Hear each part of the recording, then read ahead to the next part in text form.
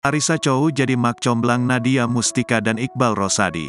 Larissa Chow ternyata jadi mak comblang antara Nadia Mustika Rahayu dengan Iqbal Rosadi. Hingga akhirnya Nadia Mustika Rahayu dengan Iqbal Rosadi menikah pada Jumat, tanggal 24 November tahun 2023, di Bandung. Adanya peran Larissa Chow, diungkap Nadia Mustika saat beberkan perjalanan cintanya dengan Iqbal Rosadi. Larissa Chow merupakan kakak ipar dari Iqbal Rosadi. Hubungan Larissa Chow dengan Iqbal Rosadi pun diketahui cukup dekat. Pasalnya ibu satu anak itu merupakan istri dari kakak Iqbal Rosadi, Ikram Rosadi.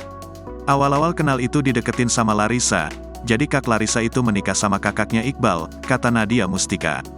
Ibu satu anak itu mengaku sejak pertemuan pertamanya dengan Iqbal Rosadi dirinya telah jatuh hati pada pria yang kini telah menjadi suaminya itu. Di sisi lain, keluarga kandung Nadia Mustika kabarnya tidak ada yang hadir dalam hari bahagianya.